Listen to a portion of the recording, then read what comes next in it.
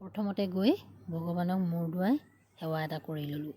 আমি আজি যিটো কামৰ কাৰণে ইমান দূৰৰ পৰা গৈছোঁ, কামটো যাতে সুকলমে সমাধান হয়। তাৰপিছতে এয়া মানুহৰ ভিৰ দেখি নিশ্চয় গম পাইছে, হয় এইখন এখন হস্পিটেল। আমি টিকেট ল'লোঁ। লোৱাৰ পিছত এয়া ডক্টৰৰ কাৰণে অপেক্ষা কৰি আছোঁ। মোৰ নিচিনাকৈ বহুতো দূৰ দূৰণিৰ পৰা তেখেতসকল আহি ডক্টৰৰ কাৰণে ৰখি আছে।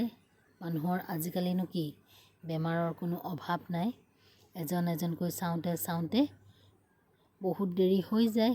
শেষত আমাৰ এয়া কোনোমতে চাই হৈ গ'ল। তাৰপিছতে আকৌ আৰু কিবাকিবি বহুত টেষ্ট কৰিব দিছে। তাৰো আকৌ কিছুমান ফৰ্মেলিটিছ আছে নহয়, সেইখিনিতো কৰি নল'লে ক'তনো আমি গৈছোঁ বুলি কৰি দিব। এয়া MRI সন্মুখত আমি বহি আছোঁ। যিহেতু তেখেতক MRI কৰিব দিছে, লগতে ECG আৰু বিভিন্ন ধৰণৰ টেষ্ট।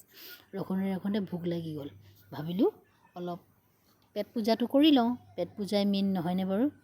ভোকত মুঠতে যি পাইছোঁ আৰু। ইফালে সময়ো বহুত হৈ গ'ল। তাৰপিছত আকৌ এয়া ৰিপৰ্টৰ কাৰণে এইবাৰ অপেক্ষা কৰি আছোঁ। কি কৰোঁ কি নকৰোঁ, ৰিপৰ্ট দিয়াই নাই। চাওকচোন কেইটা বাজিলেগৈ, 4টা বাজি গ'ল। এটা ৰিপৰ্ট আহোঁতে বোলে 4 ঘণ্টা লাগে। সেই ৰিপৰ্টটো অহা নাই। ৰখি আছোঁ। আমনি লাগি গৈছে। কিনো কৰোঁ। শেষতে আৰু ৰিপৰ্টটো আহিলে বাৰু। অহাৰ পিছত আকৌ ডক্টৰক লগ কৰি যাওঁ বুলি ভাবিছোঁ। যিহেতু আমি ইমান দূৰৰ পৰা গৈছোঁ, অলপ একেবাৰে যদি কামটো সমাধান হৈ আহে তেতিয়া আৰু এদিন যাব লগা নহয়। দৰকাৰ হ'লেতো যাব লাগিবই।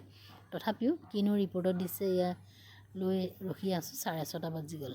তাৰপিছত ডক্টৰ আহিলে, এডভাইচ দিলে। দিয়াৰ পিছত এয়া আকৌ ঔষধ লোৱাৰ শেষত এয়া ওলাই আহিছোঁ। বহুত ৰাতি হৈ গ'ল। ৰাতি মানে 7টা বাজি গ'ল। উপায় নাই,